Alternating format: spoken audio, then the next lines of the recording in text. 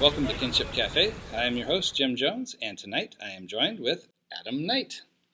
Hey, Jim. Hey, thank you so much for coming on today. It's good to be here. Yeah, so tonight we're going to have an interesting conversation about vulnerability.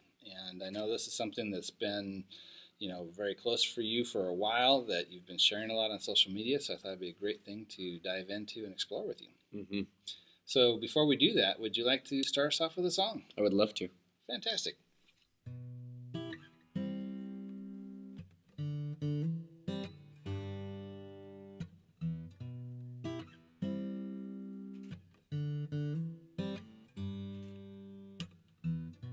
My mother once told me, let your heart speak out. Remove the notion that you can't be yourself. I wouldn't be the man I am without going through hell. But sometimes life's hard to handle, and I need to know I'm allowed to fall apart. It's okay not being perfect, 'cause perfect's an illusion. I'm allowed to fall apart.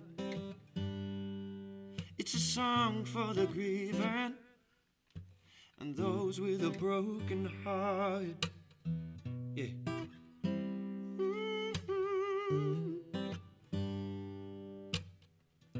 My father once told me I'm a unique man, telling all my stories and experiences. He said to stand up strong and fight for what you believe in, but to learn to let go and lay down and let the crying. I'm allowed to fall apart. It's okay not being perfect, 'cause perfect's an illusion. I'm allowed to fall apart. It's a song for the grieving and those with a broken heart. Yeah.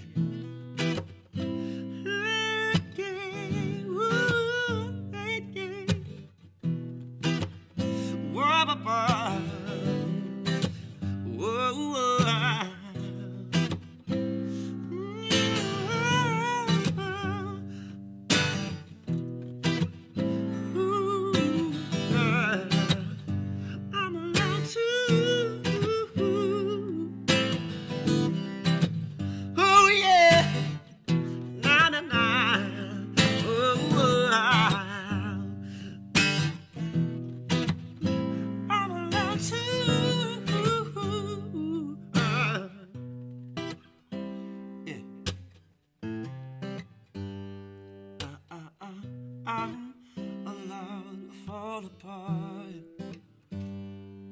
It's okay not being perfect, 'cause perfect's an illusion. I'm allowed to fall apart. It's a song for the grieving and those with a broken heart. Adam, that is just amazing. Is this an original song? It is. And what is this called? It's called I'm Allowed to Fall Apart. How appropriate for our topic. Yeah. Yeah. I wrote it when I was falling apart. Is that right? Yeah. So do you want to tell us a little bit about that? Yeah. I've been needing to write a song that was about me. Because over the years I've written songs about girls and about love and really just kind of telling everyone else's story. And the song's all about me. And and it's not only for me, but it was inspired by my own feelings and my parents, basically inspiring me to share my heart. Yeah. My dad always told me, and I say this in the song, is my father always told me I'm a unique man, sharing all my stories. And that's something I really like to do, is give my own experience as medicine for other people. Yeah. Now, is this something that you had to learn or dive into, or like your song seems to be like you're giving yourself permission to do it? Was this kind of an evolution for you? A little bit, yeah. I've always kind of been the helper for everyone else, the person that people would seek refuge and like emotional support with. And there are times where I'm kind of overwhelmed, feel like I'm carrying so many people, Yeah. um, where uh, I feel like I didn't have the space to fall apart, and that I had to hold a certain Yep. stature, uh, or it would all come down on top of me. And that was just a lie that I was telling myself over the years. No one ever told me this. And um, finally, around the age of 28, I started writing this song, and it really just it showed me that um, my vulnerability and my ability to be authentic in my emotions and share them in such a way. That's the navigation and the push and pull, not necessarily dumping and overwhelming everyone, but being authentic and true in what I'm feeling. Yeah. That's the balance, and that's what this song is about. Yeah. Well, I know for myself, it's an issue I probably wrestle with quite a bit because, as a husband, as a father, and for a lot of that being kind of the sole breadwinner for the family, there is that feeling that you don't get to have that moment. 100%. You know what I'm saying? Yep. And so part of it, I think, is the stories that our society tells us that we incorporate, but also I think part of our situation somewhat kind of structures it that way. So, what are your thoughts on how we handle that? How do we navigate that? Like, how do I navigate that? One thing that I use to navigate it is to um, have my own spaces for release. So lately I've been utilizing, um, actually, I'll take a little sidestep here, is folks, use the word Zen to uh, explain like being calm or in a meditative state.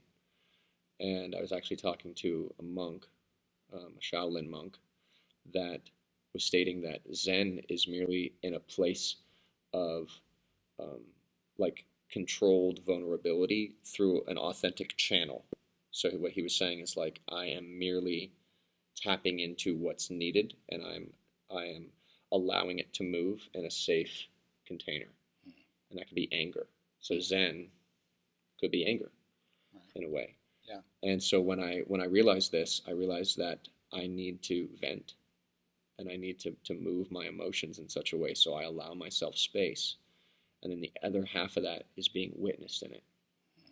Do I need to be witnessed, or is this something I need to do by myself? Because sometimes, like my former partner and I, she really needed to see me in my anger in a safe, controlled space, so she knew I wasn't Superman, because that's all fake. Yeah. Well, there is that image facade that we're kind of taught to uphold in our society. Totally. Yeah. So that's interesting, the idea of needing witness. So in that case, it was with your partner in a relationship that she needed, you felt that it would be important for her to see those different angles of you. What might be some other contexts where witness is important? Well, I use social media as one way to use as, I'm not going to say as a venting platform, but really as a place to show my raw, authentic self. Mm. And particularly, I posted a picture, and I really thought about this. Is this me in victim mindset, actually wanting to receive attention? And after I debunked that, and it was actually no, I actually really believe that this is something I want people to see, and for the reason of healing, not only for myself, but for my brethren, my brothers, particularly the men that I'm close with and have on my social media. So I posted a picture of me crying. I remember that one. And it was particularly about the loss of my former partnership. and that really, it got some attention from men that were like, oh, well, he's being sappy, or you shouldn't be crying on social media, or that's not manly. And I actually approached these men, and what I found out is that these men hadn't cried for years, years and years and years, and that they felt that crying was in particularly a feminine thing to do, and that it's not manly, and that they were taught, men don't cry. They literally were told by their fathers or by someone at a young age that you're not supposed to cry. Yeah. So social media. Social media is a way to do it. Yeah. Well, Kinda. I mean, think about I'll just say, I think it's kind of a mixed bag, because social media, on the one hand, you may be connected with people who are close or authentically in relationship, but there's also so much that's just you don't know who you're going to actually be engaging with, which could be good or bad. Yeah. Right. But I mean, so that was a big risk, I guess. It was totally a big risk. Yeah, throwing that out there like that. Yeah. Yeah. So what do you think, when we're talking about witness, then, is it primarily that you're hoping it's going to speak to somebody else who sees it, or is there another component of it that has to do with you as well? Thanks for asking that. So to explain it in depth is that for years, before I became a full-time musician, I was in this program called Weaving Earth. Not Leaving Earth, Weaving Earth. Yeah. And it's a relational education program that's based off of ancestral teachings and wisdom. So it's rooted from Lakota, San Bushman out of the Kalahari, Seneca Native American, Odawa, and it takes basically how did they live in tribe.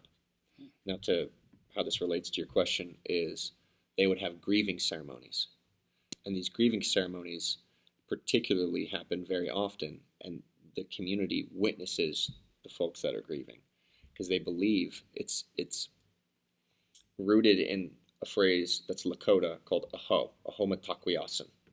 And aho matakwiasan means, to all my relations I see you, we are connected. So when one is grieving, they believe it takes a village to grieve. You can't do it alone. And so they would create containers for witness and for people to go through it.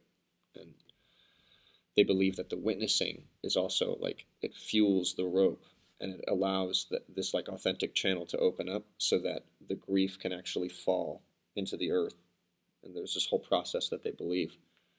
So there's one way of witnessing is, one, me being witnessed in it could be more powerful in that way, not only for other people, but to have the connection, the aho matakwiasan, and the ropes become thicker and stronger. Yeah, the recognition of your interconnectedness. Yes. You're not in it alone. Yes. Yeah. It takes a village. Yeah. I love that concept of I see you.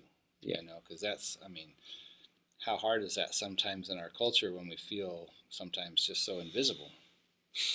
Yes. Yeah. And particularly what I'm really finding lately, which I'm in now and was feeling today before I even came here, was allowing myself to be seen in this vulnerability when I don't see the medicine in it. Because let's say I'm posting a picture of me crying on, like I did on social media, and I got it. I got why. But today I was witnessed by my former partner, Larissa, who we are in another exploration and enjoying each other. Kind of going into the dark, like a song I might play for you. Okay. Yeah, we'll see. Yeah. And that just really, for me to be seen in my kerfuffery, my I don't know the medicine in this. I feel totally broken right now, and I don't want you to see me like this because I feel like it'll push you away. And she debunked all of that and allowed me to kind of go into this dark, and really the container was held in such a way, and it was so vulnerable because I still don't see necessarily the medicine in it, but it was held and I was witnessed in it. So she helped create that safe place for you. A container, yes. Yeah. So when you're using the term container, you're talking about how someone's holding space for you? Okay. Yeah, in Lakota and San Bushman and many different indigenous cultures, they had things called the tenets of council. Mm. And one of them was creating a safe space. So you had to have an agreement, like a pact, that we are creating a circle like this table, and that nothing can go in or out of it that doesn't serve. Mm. And I've got you. So anything that happens in this table, or sorry, in this container, in this table, Kinship Cafe, that it's held and that it serves. Yeah, I like that. Yeah. And that's something that I think is another thing that's so needed in our time and place is having those kinds of connections where we can have those safe places, because they're so far and few between. I know like some about your unique experience as well. Are you still at Evo? I'm still at Evo. Yeah, intentional community that's really focused on creating that with people who are very cognizant of the necessity for that. For a lot of people, just going to work and coming home and dealing with all the stresses of life. I mean, it's like, what is that? What do you mean safe place? Yes. And I want to bring it back a little bit because you initially were talking a bit about, I'm assuming you were talking a bit about mindfulness, and how that can be something that even at an individual level we can start to do to become more accepting of ourselves. Have you explored this at all? Totally. Okay. Definitely with my separation with Larissa, where worthiness and having it all come back to me, which, I mean, that's where it's always been. It's rooted in the self. And to be, basically forced to look at myself in the mirror and say, what now, Adam? Like, what? It is literally all on you. There's no one here to necessarily show you or tell you the way when really you have to be the one who stands up and walks through the door. So when it came down to that, worthiness was rooted in all of that, and it took me going into the dark really to find that I've always been enough, that we are all enough, and that we tell ourselves these stories, and our subconscious is a powerful tool that can push that mindfulness out and really place a burden of unworthiness on us. Yeah. Well, and with mindfulness, one of the really powerful aspects of it is this idea of non-judgmentalness, right? Totally. Where you're just wanting to pause, and whatever comes. Yes. And you just acknowledge it, and sometimes by just acknowledging it, it just goes on, and you focus back on your breathing or whatever. But then when you need to focus on painful things, yes, right? Learning how to not fend against it or push it away or ignore it, but just simply be with it is so transformative. Really? Yeah, and for people who are not in community, this is at least like a beginning place, of being able to take just a little bit of time each day to work on that mindfulness, to start to just witness themselves in a sense. Going back to that idea of witnessing. Because it's I talk about mindfulness a lot, and I try to help people understand it, but there's so many people who are disconnected and maybe don't understand it, and I'm trying to find ways where we can make it easier to connect. Part of what we're about with Kinship Cafe is exploring what does wellness, well-being look like? How do we get there? Yeah. One tool that I've been using for my mindfulness is, and just really sitting with myself, is a thing called sit spot. And in Lakota, they believe sit spot not only was a meditation, but it was a tool to not only build neural pathways in your brain, but to navigate and learn about the land. So what they would do is each morning they would sit on the land when the sun would rise, the dawn chorus of the birds, and they would learn and study nature, particularly using the birds as a tool, because bird language is actually a really mindful tool to go and listen to a robin or a Steller's jay or a Buick's wren or whatever songbirds or corvids or you name it, hawks, and learn about their behavior and what they do and what they're talking about. And when you do this tool, not only are you building a neural pathway in your brain, strengthening the awareness and going into like broad angle vision and studying about the land, but you're connecting one with nature, connecting with yourself, building that ahomatakriasan rope, and sitting with yourself.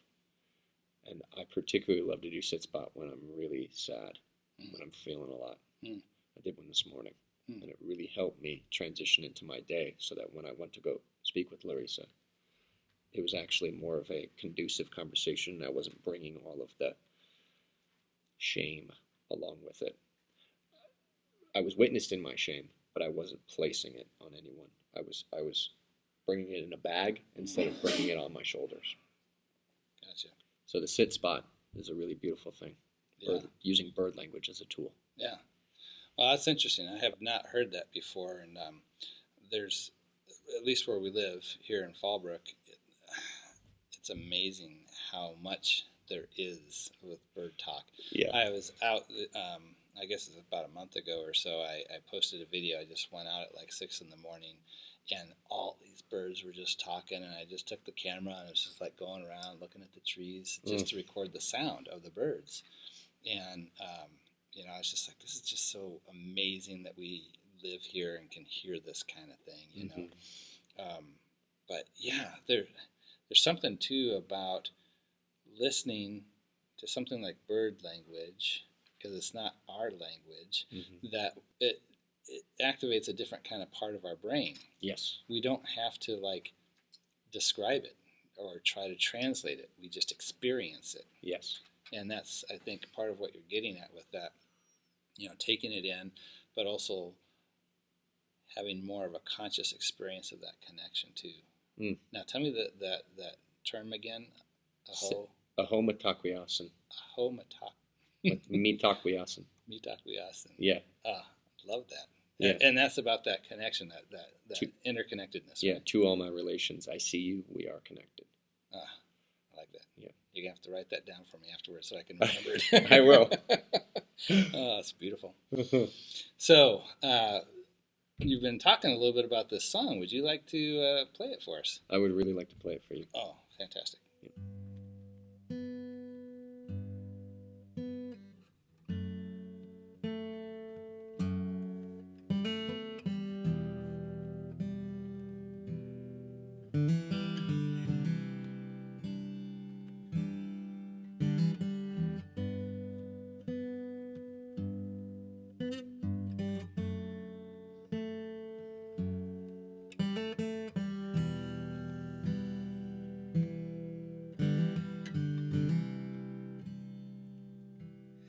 Just like the seasons, things always change. The night will fall, it learns from the day. I can hear you telling me that you need to leave to find your own truth, to remember your peace. But sometimes I feel like the world's crashing down, like my heart's in tears, that half of me is going with you. I know with pain it's hard to choose. Just choose yourself. I love you no matter what we go through, 'cause I'm ready to go into the dark and into the feeling, into the night, and into the healing. We go into the pain and into the sorrow, and into the promise of a better tomorrow. 'Cause I'm ready.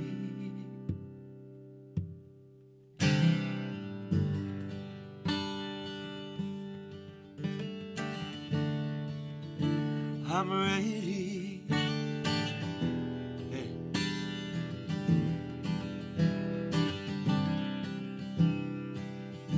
No matter the choices that you need to make,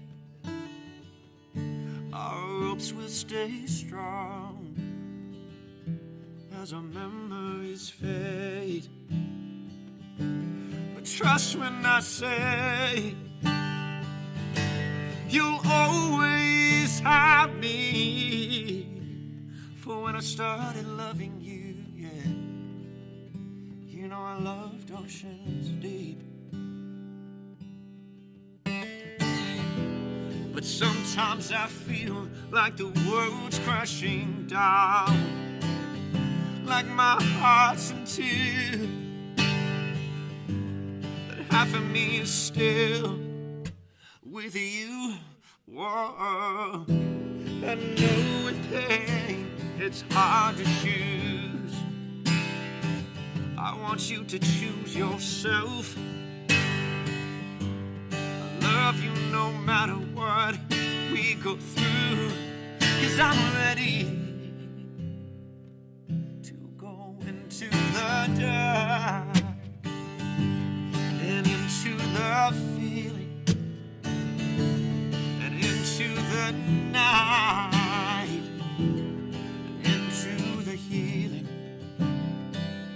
We go into the pain and into the sorrow and into the promise of a better tomorrow. Oh,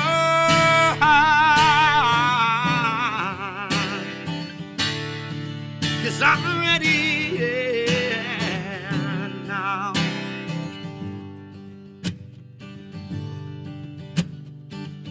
You know I'm ready.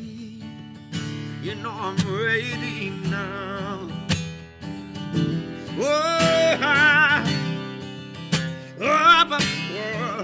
I'm ready now. You know I'm ready.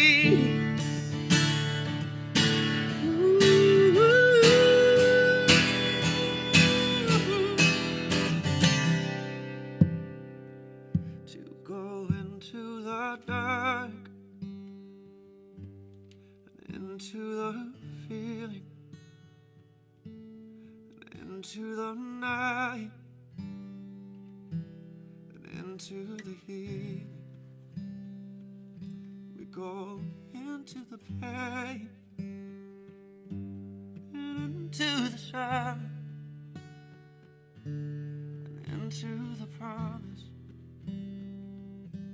of a better tomorrow. 'Cause I'm ready now. Wow, Adam. Heavy. How do you do this? We'll just kind of switch gears a little bit over into the music side of things. Like, how do you go about writing your songs, especially when it's so, well, maybe because it's so personal, maybe it has a whole different direction. Mm-hmm. I kind of have two ways of writing. Either I'll get inspired about an idea. I'll just be in the flow, and that'd be a great idea for a song. I'd love to sing about love or sex or something, just I'll get inspired. And that happens, I'd say, actually more often. And then I'll go through an experience like Into the Dark. And the song is fully about what happened, a real life event that had to be written down, that had to be spoken about and sung about. And Into the Dark is about Larissa's and I's separation, and about me facing myself and going into the healing and not shying away from my own evolution and honoring her on her journey. Because particularly with breakups, separations, uncoupling, whatever you want to call it, people get in victim mentality. She broke my heart. No, Larissa didn't break my heart. It hurt what happened, but she didn't do anything to me. Yeah. She needed to go do her and be in her canoe on her separate journey. And instead of me trying to reach out and grab her canoe and control, no, you can't, why, I took a step back and did my best to honor her while it hurt. And that's what Into the Dark is about, honoring someone while honoring myself and my own evolution of serious, heavy grief. Yeah. Yeah. So, you reminded me of something that was a unique thing that happened at Evo, or Emerald Village, I should say, right? So Bianca, who's a good friend of mine, one of the founders of that, she was telling me a while back that there was a breakup that happened there, and they had an uncoupling ceremony. Yes. And I was just like, wow. How different is that? I mean, it sounds a lot like what you were talking about, this really choosing intentionally to understand the process very differently than how it's normally experienced. Yes. And again, with the mindfulness, so much of what we learn with that is our reaction to events is so heavily influenced by how we're interpreting them, and that we don't realize that we're interpreting them. We think we're just reacting to that experience, but when we pause long enough to see that, so that we can ask different questions, it can totally transform our reaction, and it becomes more of a response. Totally. Right? And yeah, I mean, it's just, I'm so impressed with that kind of commitment, even in the face of something like a breakup. That kind of intentionality. But I also wanted to ask you, you've been pretty open about who the song is about. How does she feel about you performing this song? She actually really enjoys it. Yeah. Yeah. I got to perform it for her intimately before I performed it for anyone else, and it felt really good for her to receive it. It did make her cry, but it also made her proud in a way that I'm writing about the evolution of this journey of feeling grief and then moving into the healing and allowing myself to fall apart. All these songs are interconnected in that way. So she's definitely been honoring my journey in that way. And she knows that I'm here tonight, and she's ready to receive me when I go back home and to hear about it. That's wonderful. Yeah. So when music is about personal things, it involves other people frequently. Yeah. Do you feel like there's a need to get permission from people before you do that, or do you just try to keep it agnostic enough that it's not going to be obvious? I'm 100% about permission and consent. Larissa and I are very open with our uncoupling, and now with our exploration of coming back into union possibly, or who knows, into the dark, into the unknown, into the feeling and just the healing. And right now it feels good to be together in this question mark. And triggers and things come up in that, but consent, in my opinion, is huge. I asked her permission that I would be sharing about things and talking about her tonight, and she was like, yes, there's medicine in that. Go for it. Oh, good. Yeah. I think that's really important. It's so much of our lives are things that we don't have control over, and the more we can try to respect other people with the few things that we actually have control over, I think goes a long ways towards, keeping things calm. Yeah. You talked about me without my permission. Yeah. Yeah. Well, and things are it's such a crazy time we're living in too. Yeah. I mean, just because of what's going on, you can't avoid the political stuff. Oh, It yeah. seems to be all over the place, and how entrenched everybody is. Mhm. The idea of being vulnerable, of being open. I saw an interesting post, speaking about Facebook again, Mhm. with another musician who made a very clear association with where she stood on a particular political point. Got it. And, that's always a risky thing to do, especially if you're a semi-public figure. Yeah. What's going to happen. And who's going to unfriend me? yeah. But I was super impressed with how she handled it because, people shot back like, what are you thinking? Da da da da, and started making a bunch of claims contrary to, what she was feeling. And she didn't just come back and like, you don't know what you're talking about. It was, help me understand where you're coming from. Mm. What's making you feel this way about these people? Got it. And I was like, yes, this is what we need. Yeah. We need to be able to be open and authentic about who we are, where we are, and have the conversation even when we disagree. How do we get it back to being that just basic civil conversation? Yes. And that makes me think, of Will Smith, actually. Hmm? He's been doing these videos about disciplining our minds. Really? And We're talking about the actor. like Will Smith, the actor. Okay. Yeah. I was totally blown away by this man's ability to just speak about disciplining the mind, and the things that we have control over are our actions and our reactions.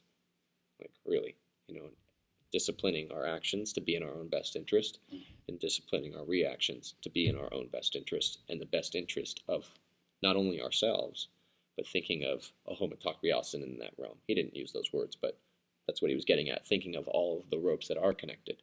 Yeah. Or if you're thinking of bird language, thinking of how the hawk flies down the valley and the songbirds alarm as it goes down, and it's creating almost a wake, a energetic transfer that's happening.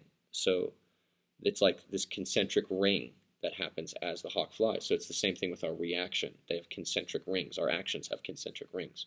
So Will Smith's talking about disciplining ourselves to be in our own best interest, and the own best interest, or the best interest of a homotakriasin. So that's obviously like really easier said than done. But do I do things that not only serve myself but serve everybody else, and not pleasing everybody else but serve? Right. So yeah. And there's a lot to kind of reorient ourselves, I think, because we are in such a individual-centric society. Yep. Getting back to understanding that we are all in this together. Yes. Is a big shift that needs to happen. It's happening in some places. I'm actually pretty encouraged by a lot of things that I'm seeing, but wow, we still have a ways to go. Oh yeah. Yeah. Lots of evolution. Yeah. Yeah. Wow, this has just been a fantastic conversation. I'm so glad we had you on the show today. Yeah, it felt really good. I'm really grateful that I was here as well. Yeah, well, I'm hoping we can have you back again soon. Would you like to close us out with a song? Yeah, I'd love to. I have a good one for that. Oh, great.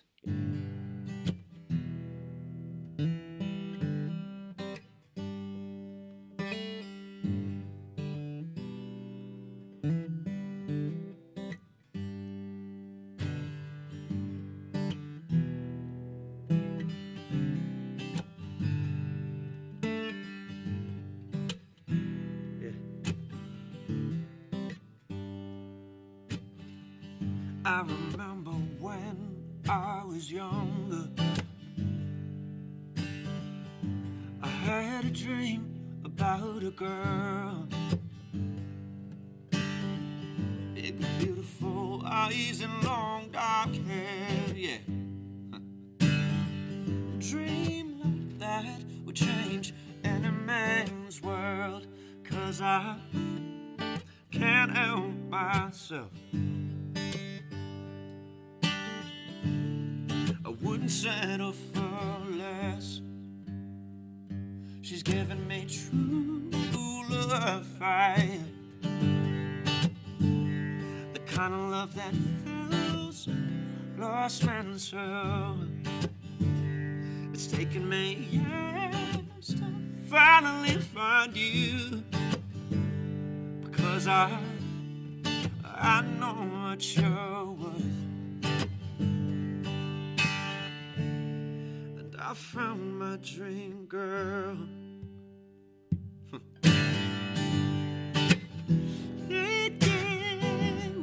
I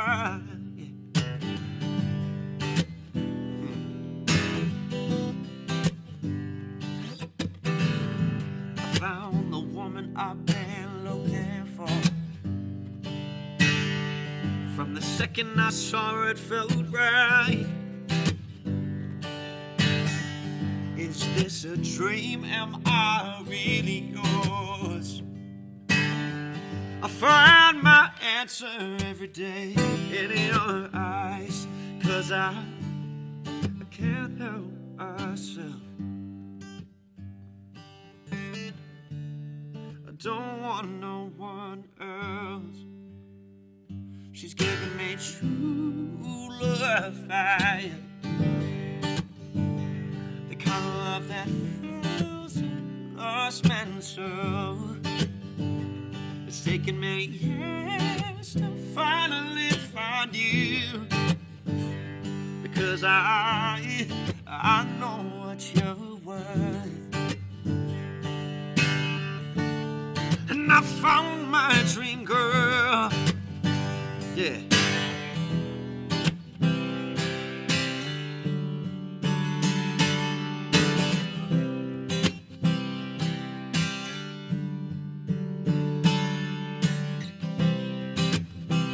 She's giving me true love fire,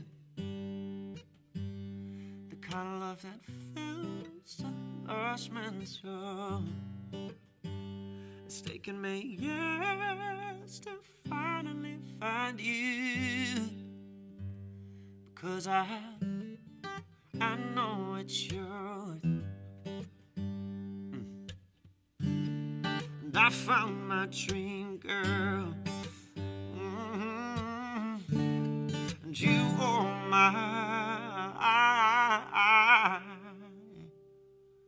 my world. Again, Adam, what a great song. Another original? Another original. Okay, and so what is this one called? This one's called True Love Fire. True Love Fire. Yeah. Nice. And what's this one about? Again, bringing her back. This one was inspired by Larissa during our union, during our partnership, and really just about good, pure loving. Just feeling that fresh feeling of being in love and allowing it to just blow up like a volcano. Love it. Yeah. Well, that's a great way to go. We kind of went through some valleys with this and kind of brought it back out a little bit. And, Yeah. You know, whew. So, but yeah, well, but that's what it's all about, right? Is Yep. getting real and having those conversations and connecting. Yep. Yeah. Wow. Being vulnerable. Exactly.